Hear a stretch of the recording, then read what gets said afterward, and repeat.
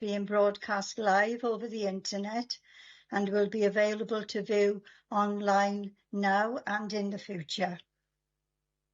We welcome the use of the Welsh language at meetings. I have had no requests for people to speak Welsh today, so this meeting will be conducted in English only. Those attending in the chamber, please be aware that we are all on camera and you may be visible on screen when people around you are speaking, and please remember to speak clearly into your microphones. Committee members participating remotely, can you please refrain from using the chat function and instead use the raised hand icon to indicate when you want to speak? And please remember to keep your microphone muted when you are not talking. Right, we'll move on to the agenda. Agenda item 1, attendance and apologies. Rachel, do we have any apologies? Yes, Chair, we have apologies from Councillors Mark, Jones and Chris Tew. Thank you, Rachel. Good. Agenda item 2, declarations of interest. Rachel, could you please ask members in alphabetical order to state whether they have any interest to declare? Yes, so we'll start with Councillor Ashley. None. Councillor Evans. Yes, I got declared interest with Southwell Fire and Rescue. I've been consulted on the application. Thank you. Okay, thank you. Councillor Gordon. Yes, I am the ward councillor for the planning application being discussed today. Okay, thank you. Councillor Horler. Nothing to declare. Councillor Gaynor James. Nothing to declare. Councillor John James. Nothing to declare. Councillor Janet Jones. Nothing to declare, Rachel. Councillor Parish. Nothing to declare, thank you. And Councillor Slade. Nothing to declare. Thank you. Thank you, Rachel. Right, we'll go on to item agenda 3, and it's planning application 23/P/0433/BAR, variation of condition 11, variation of the list of approved uses to include a walk-in A&E use for patients who have not been triaged prior to arrival in response to an Irene Bevan Health Board's evolving clinical requirements of planning permission 20/P/0535/BAR at the Grange University Hospital. So can I ask Duncan Smith, planning consultant, to present the report? Duncan, before we go on to the item, I've just noticed Councillor Best is joined. Can we just ask him if he has any interest to declare, please? Yeah, sorry, I'll declare I'm a member of the South Wales Fire Authority, which has been consulted. That's great, thank you. Thank you, Rachel. Right, we'll have Duncan now to present the report.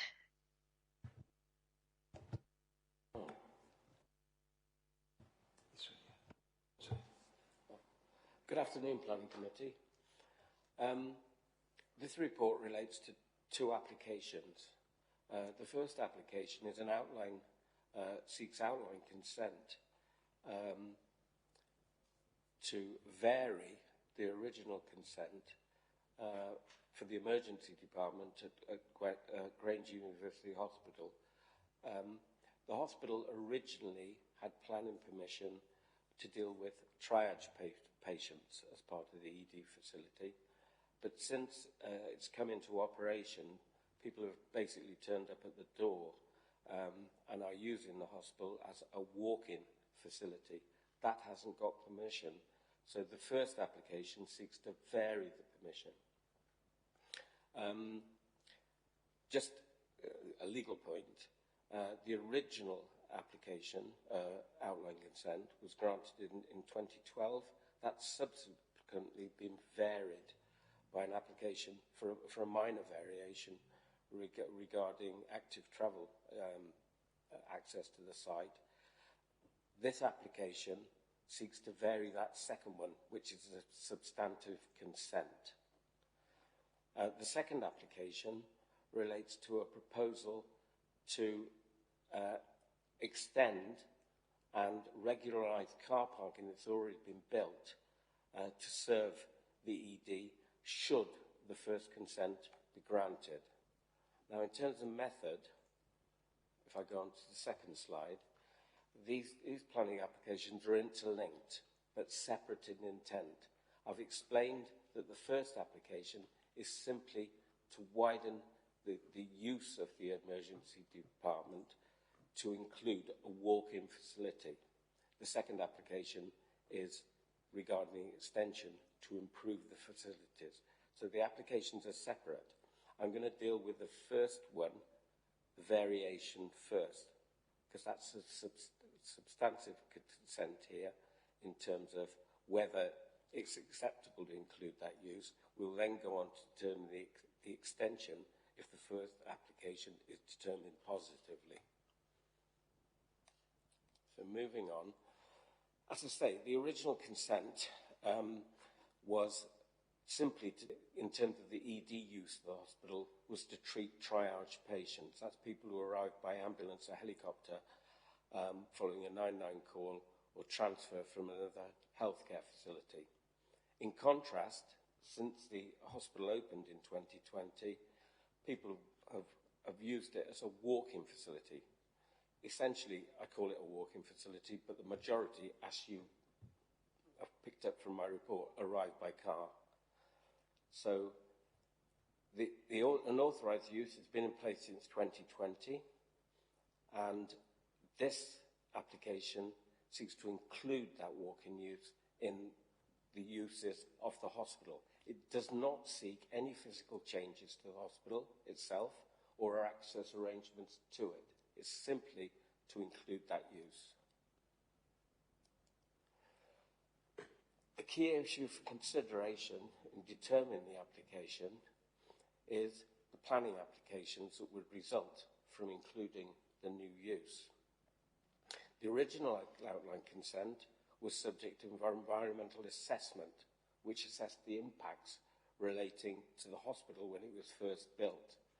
As part of this submission, the applicants have submitted an environmental statement of conformity.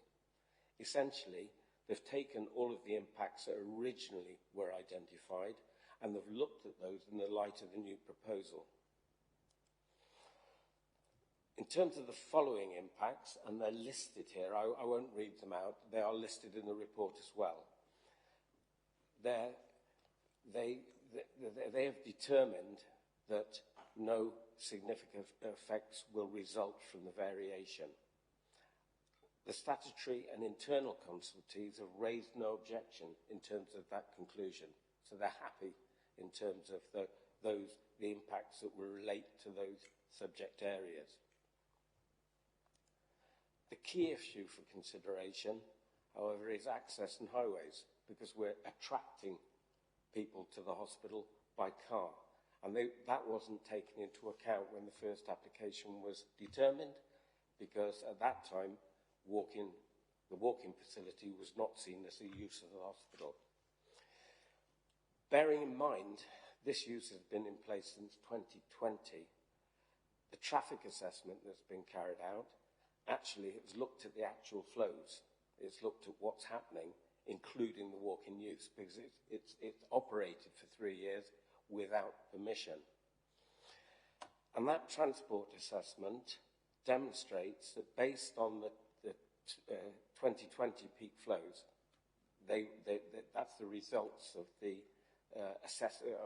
of the surveys that were carried out, that the anticipated peak flow in 2027 does not give rise to severe increase in capacity, queues or delays in relation to the road junctions at Clean Road, the small roundabout that serves the hospital, nor on the main trunk road at Turnpike Roundabout. Welsh Government and the Highways Officer are content with that traffic assessment and have raised no objection to this proposal. Moving on, I'm going to cover the issues raised by local residents here, because they apply to both applications. People have written in, basically, and not drawn a distinction between the two planning applications. The first issue that was brought up was helicopter issues, and I have to say that in terms of helicopters, noise, landing protocol, etc., they were determined in terms of the first application and are not relevant to determining this application. Light pollution, we've had complaints that lights from the hospital are actually causing concern for people who live close by. Again, this is outside the remit of this particular planning application, the variation application, because they relate to the existing hospital as it stands and the permission that was granted. Third complaint, many trees have been planted on the original landscaping have died. This is an issue that the council must address through its enforcement powers. And then finally, noise and disturbance from the new 58 space car park that's been placed at the northern end of the site, and I'll show you that in a moment. Again, this issue is not considered as part of this determination. We'll consider that if this application is approved and you moved on to the extension. Can I say that I've had an email today from the Health Board. They've met the main complainants who live quite close by, and I'll show you where they live in a moment. And they've had a meeting with them to discuss potential arrangements for changing the flight path of the helicopter. Again, this doesn't relate to the application, I'm just relaying to you what's happened. They're exploring options regarding extending a protective fence on the northern end of the site, and they are reviewing the floodlighting that emanates from the hospital. That meeting took place today with those residents, and I'll show you how they relate to the hospital in a moment. Moving on.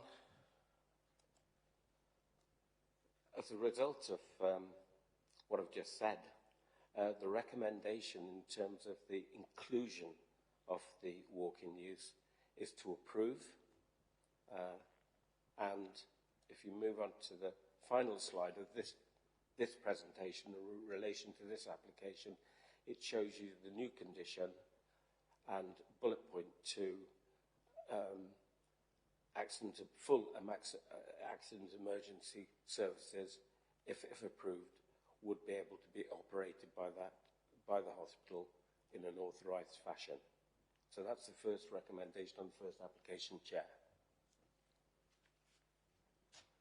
Thank you, Duncan. Right, I'll open that up to questions. I can see 2 hands up. Niall, are there any hands up in the chamber? Nothing in the chamber, Chair. Thank you, Niall. Right, the first one is Councillor Stuart Ashley. Stuart? Yes, funny enough, I've had reason to use this facility over the last 2 years for walking, strangely enough.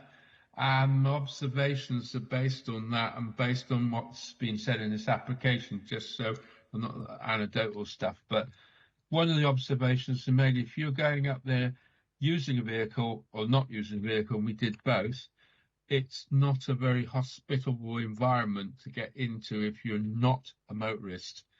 You can go there by cycle and it's horrible. There's nothing there to put your bike against. And to get there, you have to either use a taxi or walk there.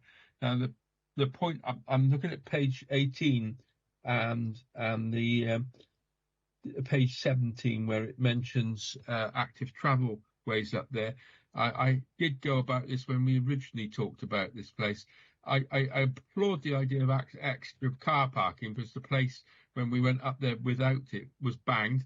The idea of having extra extension to the emergency resource and to deal with this, because when we actually went there, there was no space there, and they were obviously having to use porta cabins and things like that. It was in the middle of COVID we went up there. It was appalling.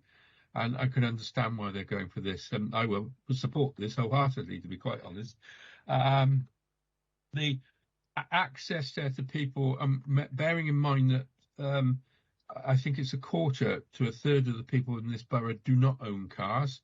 So they have to find some way of getting there. Normally it's a neighbour or somebody taking them there.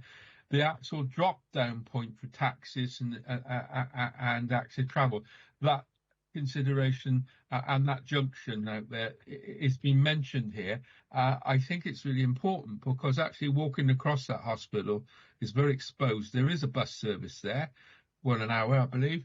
And I think it's important that the access to this brand new hospital, which in a lot of other respects, other than the accident emergency department, is actually excellent hospital, because I also had there for my grandson when he was ill, and it was excellent. So it still needs ironing out, and I think what's happening here is part of that. So what I'm talking about is access for people that literally are walking in there, and also for people that have to go there by taxi. Andrew, what provision are they making for this? Because it is actually, if you go to the other hospitals in the group, like the Gwent and the and Neville Hall, they do at least have this. It's not a hospitable environment. Thank you, Stuart. Do you want Duncan to comment on that? Duncan, sorry. Yeah. Thank you, Chairman, and thank you, Councillor Ashley. Yeah, you'll recall that in terms of the determination of the mental health unit, it's got permission earlier this year, well, at the beginning of this year, a 50,000 contribution was agreed that would go towards active travel, looking at active travel issues that go on the site. If you look at my report on page 26, although we asked for an active travel contribution in this instance, the Health Board said no. What they've said is that they recognise that active travel connections to the site need to be improved. There are none at the moment from a capital standpoint that we could potentially fund. The 50,000 will be used to look at those routes, and they further argue, the Health Board, that they are looking to submit the Lamfrecfor site. No, the Lamfrecfor site, is identified in the local plan as a strategic action area, and they're looking at proposals for this area that would comprehensively look at the active travel situation, amongst other things.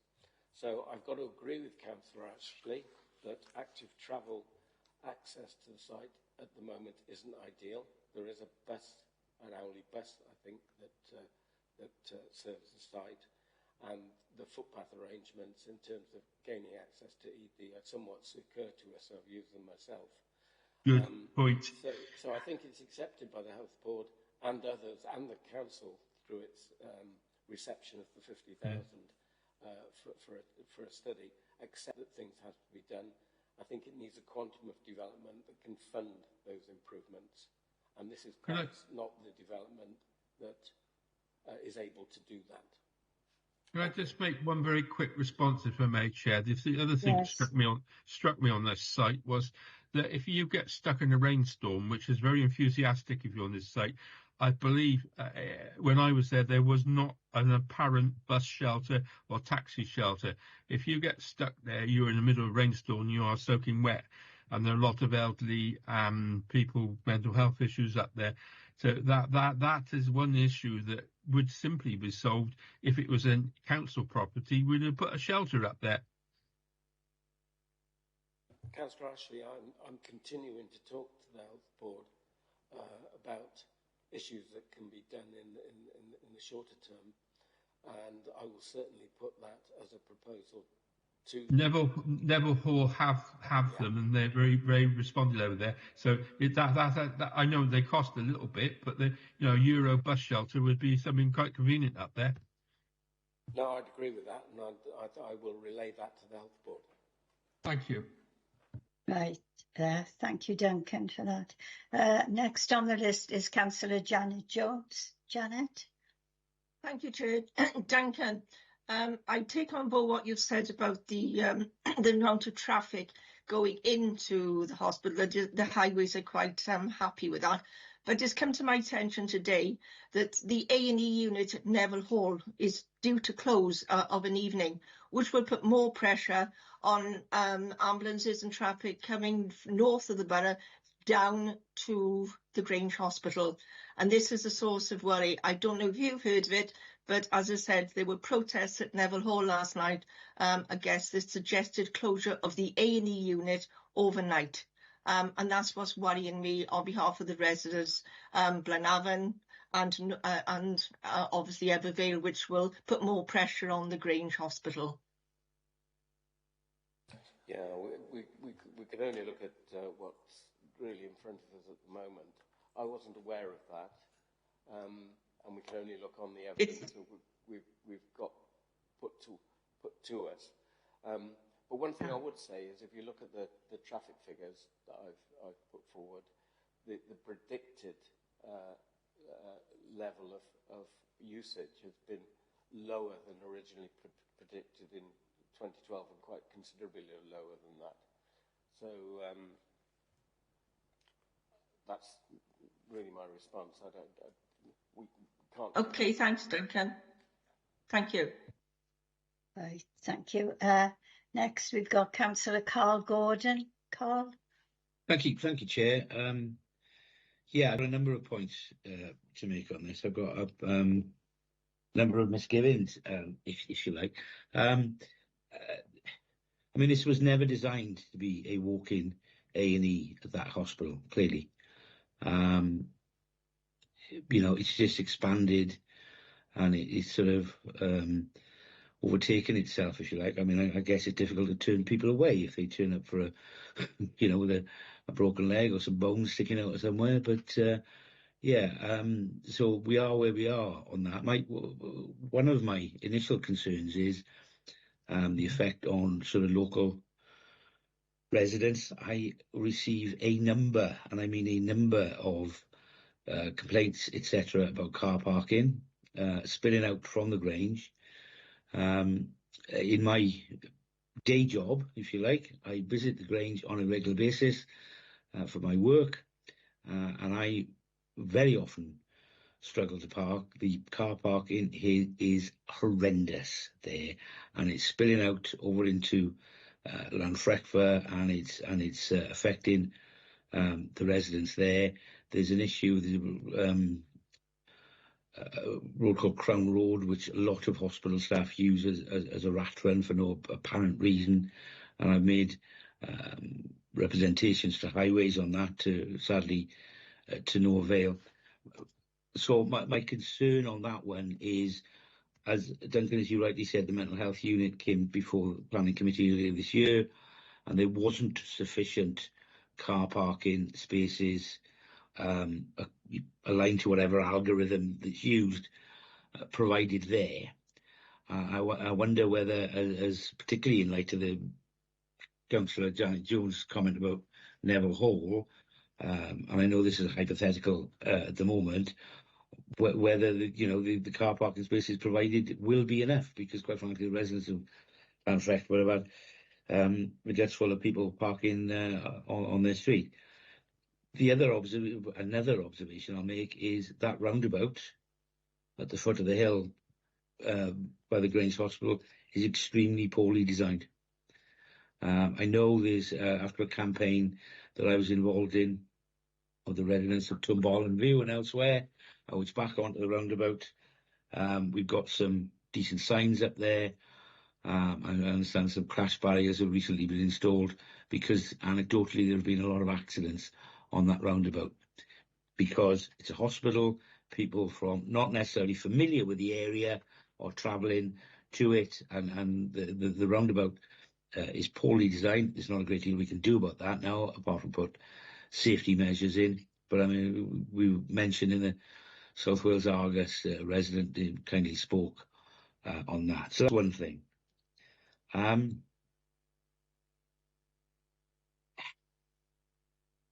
I've seen the Health Board run campaigns.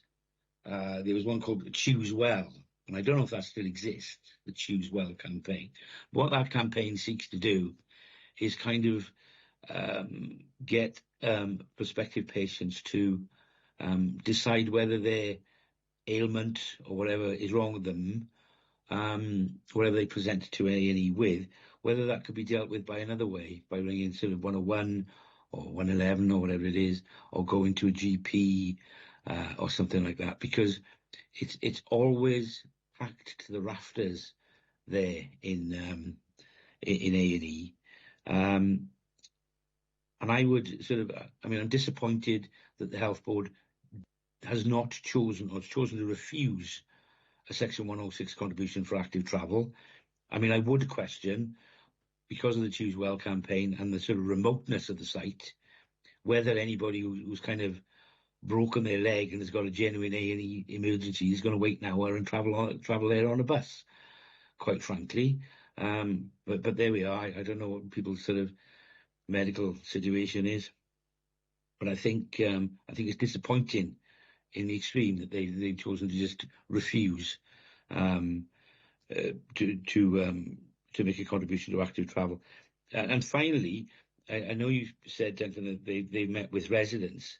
I would, if you are in touch with the Health Board, I would suggest as a matter of courtesy and good practice, if they are meeting with residents, that they also inform and invite the ward councillor, because I have a number of sort of complaints and anecdotal evidence which I could provide, which may be of use to them. I'm disappointed that that meeting took place without my knowledge. Thank you. Thank you, Carl. Duncan, can you answer those questions, please? Yeah, several points in there. First of all, in terms of the car parking, this issue was raised, as you say, in terms of the mental health unit. We consulted quite widely, and no one has raised that as an issue through that consultation, which surprises me a little, given what you say. As I said earlier, the highways have not objected in terms of the level of car parking that's proposed in terms of the A&E that's proposed here. As I said, 2 unauthorised car parks are in place, aimed at sopping up that need. In terms of the roundabout and the design, well, the design is as it is, and there's no proposal to change that here.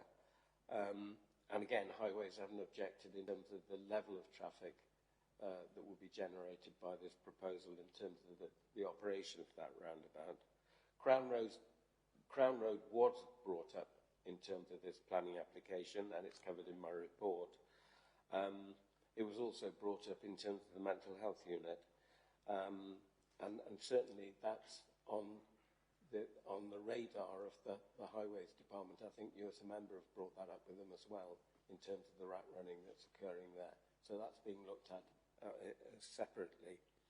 In terms of the Get Well campaign, yes, and if you look in the detail of my report, the Health Authority have made it very clear that they're trying every method possible to direct people away from A&E where they can be dealt with in a different way, to take the pressure off A&E. So I think that's happening to a certain degree. Meeting with residents, again, in terms of the meeting that's been held with this residents, this is in terms of those people who live right on top of that northern end of the site. If there are wider problems in that area, then certainly use me as a conduit to the Health Board to arrange a meeting with those residents to discuss the issues that you've raised. I mean, I am in contact with them, and I can facilitate them meeting if there are specific problems that are arising from the operation of the hospital. Thank you, Chair. Thank you, Duncan. Thank you, Duncan. I'm grateful for the response. Thank you. Thank you, Duncan. Right, Councillor Steve Evans. Thank you, Chair. Good night, Steve. I think Councillor Gordon covered part of this. On the conclusion, where they say about the 106, the statement is the applicant does not agree to the requested 106 contribution on the basis of the limited scale attendance of visitors, which is proposed to serve. Now, what we're listening to, that's clearly inaccurate, because if you're more people come there to use the service, it has increased. So are we challenging them on that? Because that statement is clearly not correct. I don't know what to say about it, if you come back with an answer on that. And my other point is, how are you going to deal with the lighting issue with the area, make sure it doesn't affect the residents outside of it? Right. Can you answer those, please, Duncan? I think what the Health Board is saying is that in comparison to the use of the whole hospital and the generation of traffic, the ED walk-in use hasn't increased that overall level by a great degree. So I think they're talking in terms of pro rata here, or in terms of percentage increase. There's obviously an increase, but as I said to the earlier question that was raised, overall the level of traffic generated by the hospital is well below that was predicted in the original planning application. The second point, lighting. As I explained, lighting is not an issue that we can consider in terms of this application. I will cover it in terms of the next application if this current application is approved. But as I say, the lighting is there. This application doesn't add to that lighting. So this is an existing problem on the site. And I did say in covering the residents' complaints that a meeting with the Health Board has that on the agenda in terms of that existing lighting and what potentially could be done to reduce the effect of that on those local residents. Thank you for that. Thank you, Chair. Could I just come back in, Chair, with a little... With yes. The 106 part, have they got any data or any figures to prove that they say that their footfall is not increased dramatically? Surely there should be some statistics here for us to look at to work out whether it's viable for 106.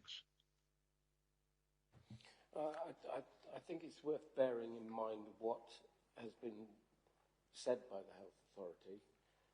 What they're basically saying is that, and I think it's fact, that if active travel improvements are going to be made, Councillor Ashley described them in great detail, and frankly, I agree with him. If something's going to be done about that, there has to be an amount of money that can fund it. It's got to be viable. In terms of the ED extension, it's extremely small. It's 2% of the total size of this hospital. So it's not going to be able to fund those improvements. What the Health Board is saying is, this is a strategic action area. We're looking to develop more widely on that site. We've given 50,000 towards a study, and the quantum of development proposed in the area should be able to address those concerns at a later date. So it's not ideal in that it can't be dealt with immediately, but I think it would be wrong to expect this to fund and solve all of those solutions. I don't think it can. Thank you, Chair. Thank you, Duncan. Niall, there's a hand up in the chamber. Could you tell me who it is, please? Yes, Chair, that would be Councillor Gaynor-James. Yeah. Councillor? Thank you, Chair. I'd just like to say I can't see it possible to refuse this application for such a well-needed facility, and even more so if Neville Hall are going to close at night, then this facility is really, really well needed.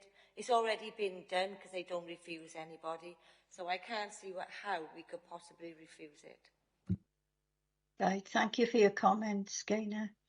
The next one I got is Councillor Alan Slade. Alan? Thank you, Chair. I think people are getting confused by the term walk-in. I think Duncan has said that although the term is walk-in, people are arriving by cars. I can't imagine there are many people requiring the services of an emergency and accident department actually arriving on foot or by bicycle. I mean, if they are capable enough of walking up to that site on foot or on a bicycle, I would very much doubt whether they needed to be there, to be honest. And I agree with Councillor from Pontypool, Councillor James. I think we can't refuse this. All the points that have been raised, most of them are actually irrelevant. This use is being carried out. I would move. I know Councillor Ashley had his hand up. I'd move for us to approve this application. Thank you, Councillor Slade. Right, there's 2 more hands gone up. Does anybody want to second that? I'll second it, Chair. Thank you. Right. I wanted to put a point in. I wanted to put a point in before we. Yeah. I will let you put your point in, but it's been seconded now, and it's Councillor Stuart Ashley and then Councillor Carl Gordon. Stuart, you are first. I don't disagree with what Alan said. Very few people are going to go to that hospital for emergency walking, but a lot of people who can't get ambulances go up there using taxis. They've been told that. And the point being about getting out, if it's a first force emergency, they get told to go somewhere else or go back to their GP. This happens as well. So the point about the facility, once you get there and sit there for hours or amount of time, and then got told to go, say for instance, to the Grange or Neville Hall, that's the point about this facility. It's not just an all or nothing. You might go down to the assessment centre in the Gwen or somewhere else, and it's a fluid thing. So the point I wanted to make was, and I was going to ask Richard this, was the bit that Duncan said about the facilities for the things that I raised there. Are we able to leave that there, or are we able to put that in as a rider? I want to go to vote on this because I think very much this is needed, but at the end of the day, some of these things need clarification. Richard, is that okay as it is, or do we seek further clarification on it? You want the head of planning and development to answer that, Richard? Yes, please. Stuart, can you answer it, please, Richard? Yeah, I'm not exactly sure what you're asking, but if this has been a topic of conversation throughout the application, I know it has. Yeah, so the hospital. I don't want to hold the application up. I'm with Alan and Gaynor on this, but at the end of the day, I don't know what Carl's going to say, but it's Carl's ward, and I respect that. But at the end of the day, what I've just said does happen as well, because not everybody rides there by ambulance. People go up there in other ways, and respect the fact you don't go up there walking and bicycle if they can help it, but you'd be surprised how they do get up there. So it's that being up there and having to get away from there is a bit that worries me. I think the only comment I would make is that we are well aware of the situation, and so is the hospital. I think the point that Duncan's making is there's little that we can do about that through this proposal, but certainly it's on the radar in terms of future proposals there. Richard, I'll accept that, and I'll go for what the other councillors suggesting. All right. Right. Thank you, Stuart. Thank you for that, Richard. Councillor Carl Gordon again. Yeah, thank you, Chair. I mean, I know there's a move in a second. I've no sort of intention of voting against this for a second, and I'm sorry I'm holding up proceedings. I don't know what the rush is to get this through, but I mean, I do reserve the right to voice the concerns of nearby residents in these meetings, particularly as the ward councillor, because I think those concerns are valid. And they need to be heard, and as a representative of Llanfechford and Pontyr, I take no, I make no apologies for voicing those very valid concerns. That doesn't affect my more holistic approach to this planning application, and I will be voting in favour. So just for clarification on that. Secondly, I've got a little bit, I think I touched on it in my first contribution, just a little bit of concern on the Section 106 money. And I think the answer I'm hearing is, well, it's a drop in the ocean, and it's not the silver bullet to solve the active travel issues, so we ain't paying it. Is there a sort of quid pro quo on a Section 106 money? Because if we've got a housing developer saying they want to build 1,000 houses, and we say, well, give us some Section 106 money, and they say, nah, we're okay, do we not claim it? Is there a criteria? Is there a kind of quid pro quo? And I mean, I've only been a councillor for a relatively short space of time, so I don't know the labyrinthine rules around Section 106 money. But are we get planning applications in, and we say, yeah, that's okay, but we need a contribution for this, and if the applicant says no, we kind of just give up. Is that the sort of direction of travel? And I'll be quiet now. Thank you. Yeah, well, Duncan, can you answer that, please? We did ask, and the answer was no. No. So in terms of framing my recommendation, I had to take into account the wider benefits that would come from a development of this nature. The answer was a firm no. But it was based on the fact, I think, and I believe, that the Health Board consider themselves that the wider development of the site will lead to a solution to the issues that have been raised by members today. And obviously, my recommendation has weighed up that, and I'm recommending approval in this, despite the fact that we haven't got a contribution.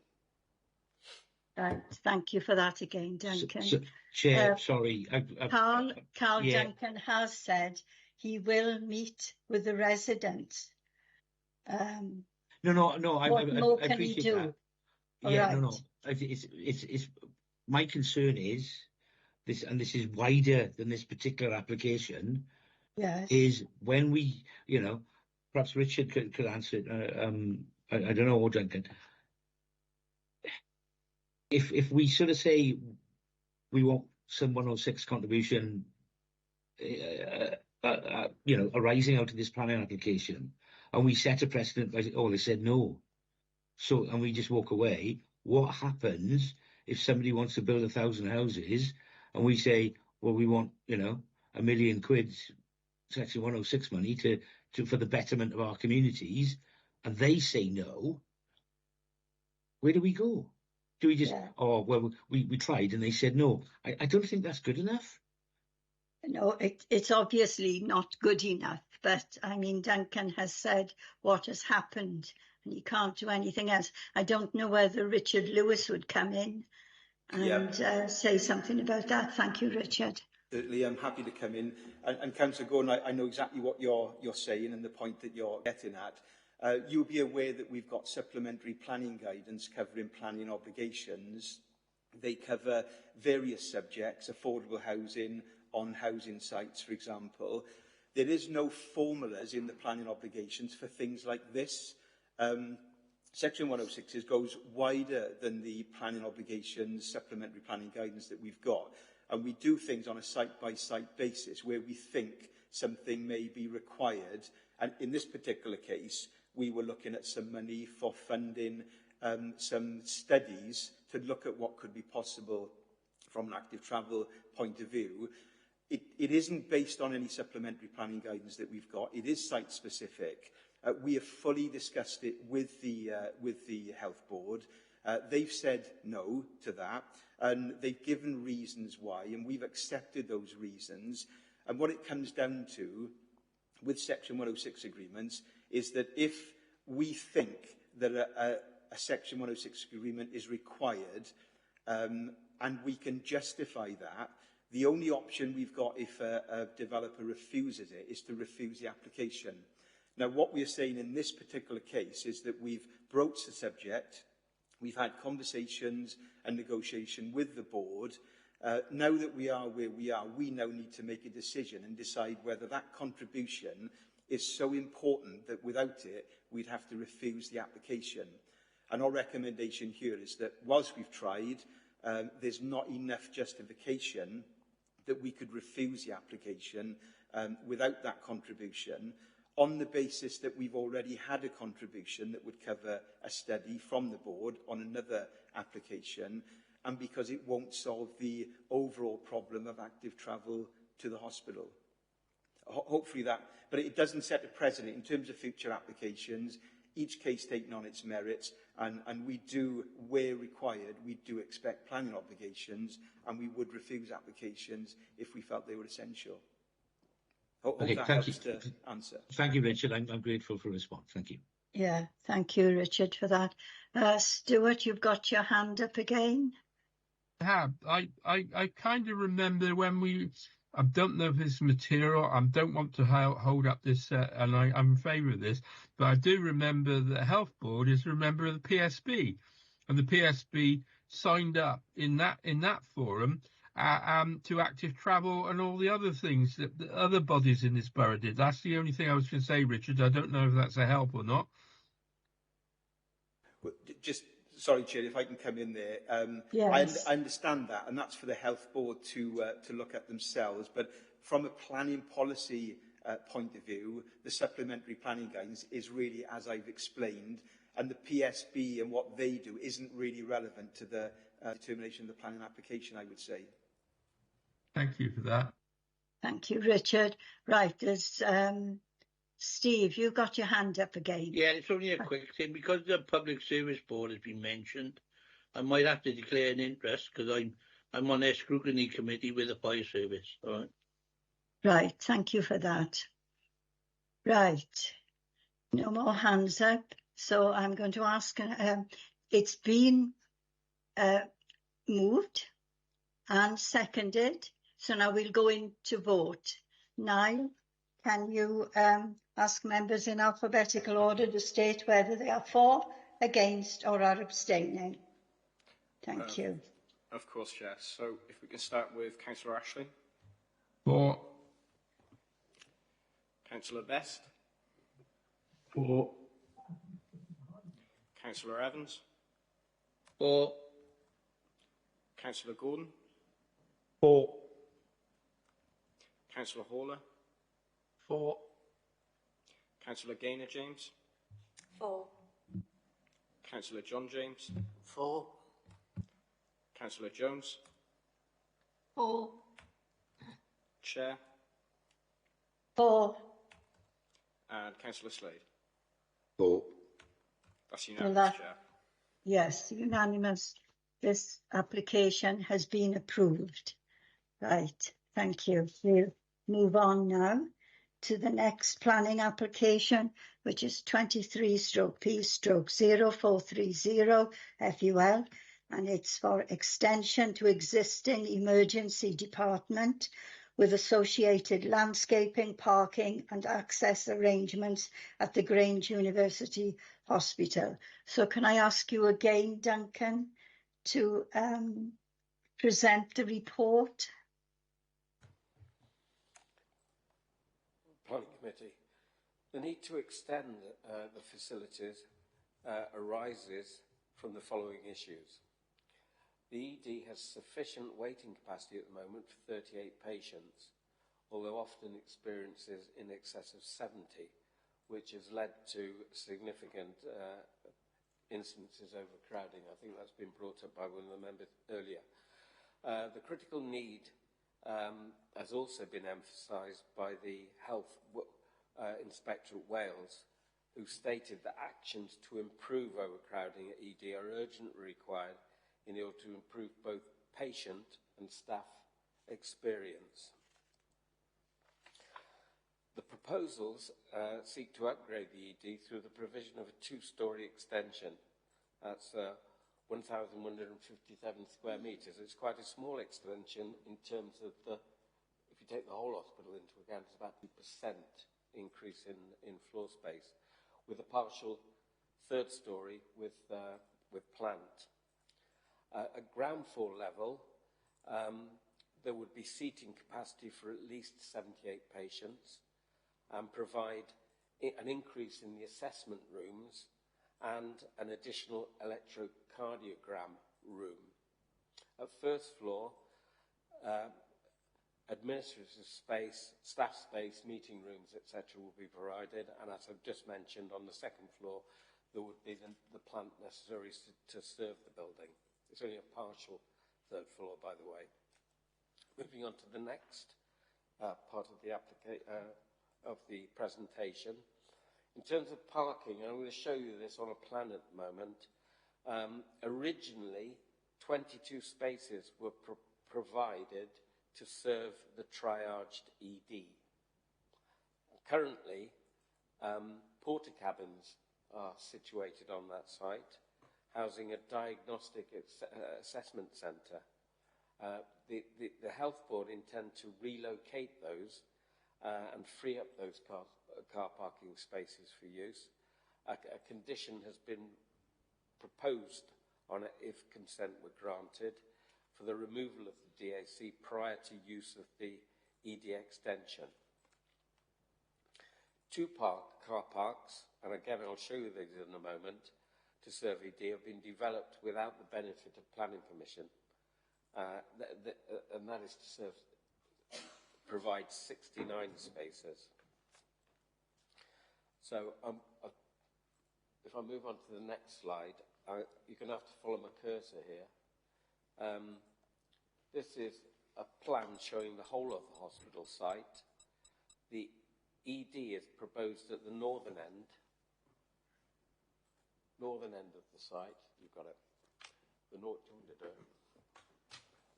ED is proposed at the northern end of the site, and the location, I'm going to show you a better plan in a moment, but this plan shows you in relation to the existing road system.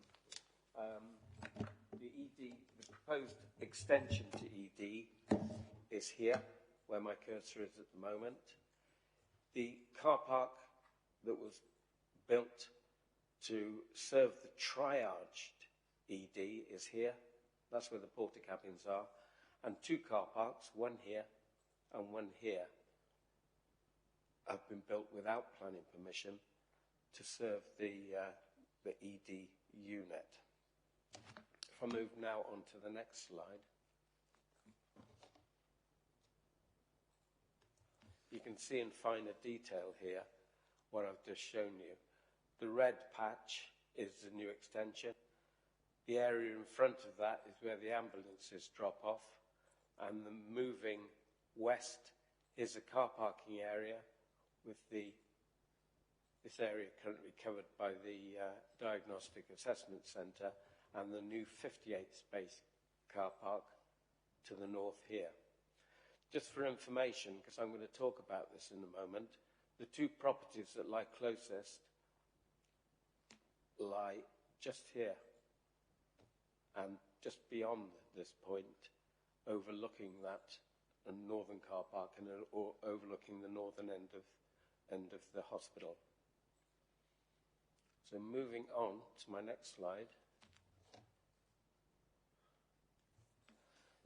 This is the elevations of the hospital.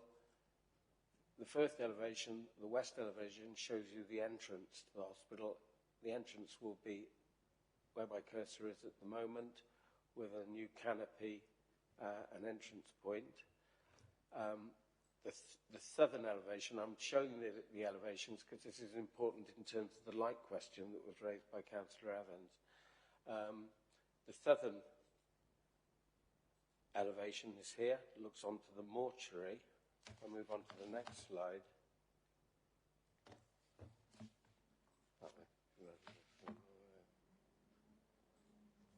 Yeah, if I move on to the next, sorry.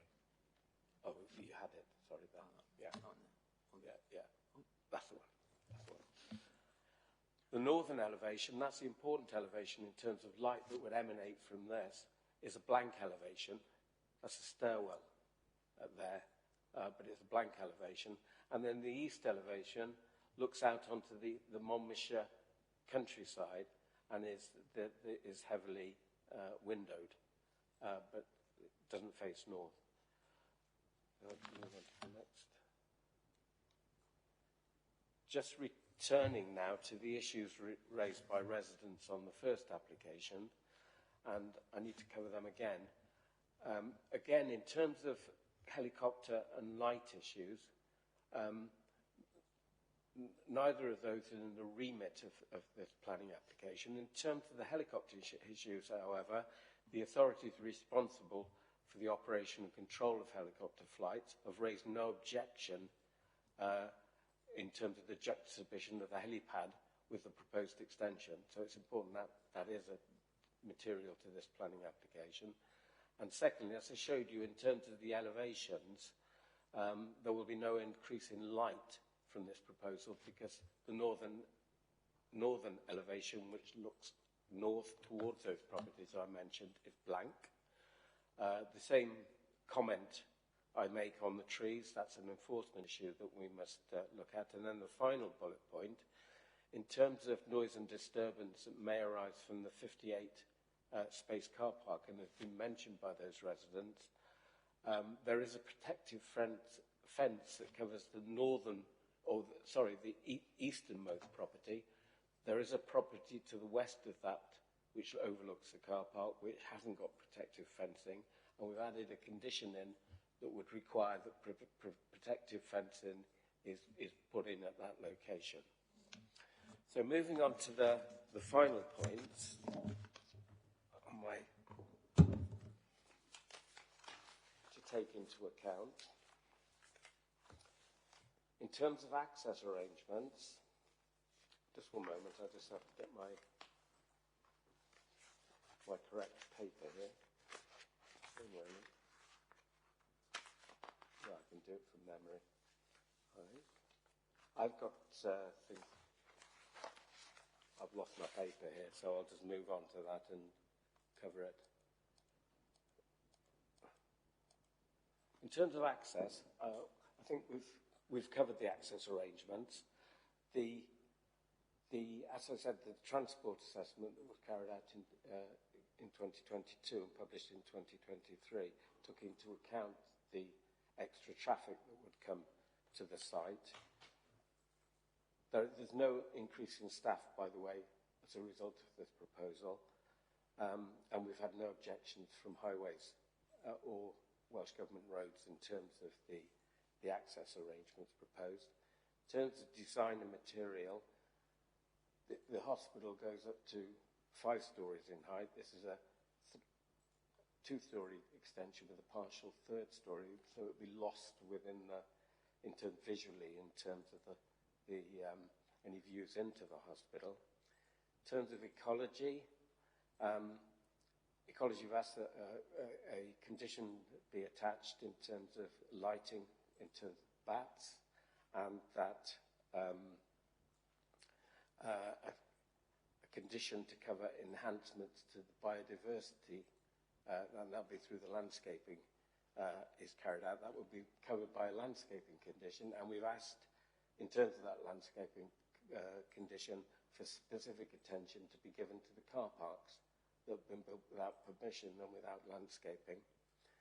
In terms of contamination, drainage and noise, in terms of contamination drainage, there are no objections to this proposal. In terms of noise, Public Health have asked that a condition be attached to control noise from the plant, and that is attached to the condition to the consent. And in terms of residential amenity, I think I've covered that in terms of my earlier talks with the talks when I considered residential amenity. I've just got 3 things to mention, Chairman, before I finish. We've had late responses from Gwent Glamorgan Archaeological Trust, who've got no objections, from the arboricultural officer, who's asked that a replacement planting is carried out. Some of the planting that was carried out as part of the hospital will be removed, and that is covered by the landscaping condition that's proposed. For your information, you'll notice we've had no responses from the Community Council nor the local members specifically written in terms of this application. That may be because it was August, during which time the consultation was carried out, but I'm just bringing that to your attention. In terms of this application, the application to extend and authorise the car parks, my recommendation is to approve. Thank you, Chair. Thank you, Duncan. Are there any questions?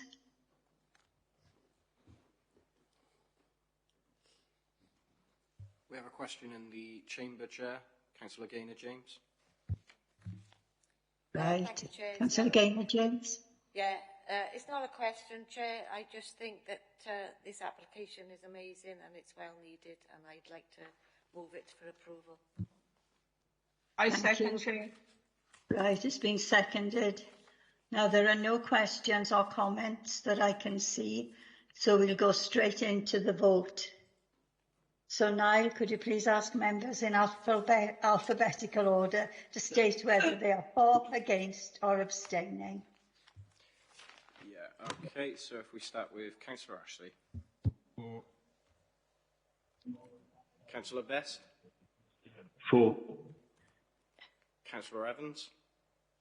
For. Councillor Gordon. For. Councillor Haller.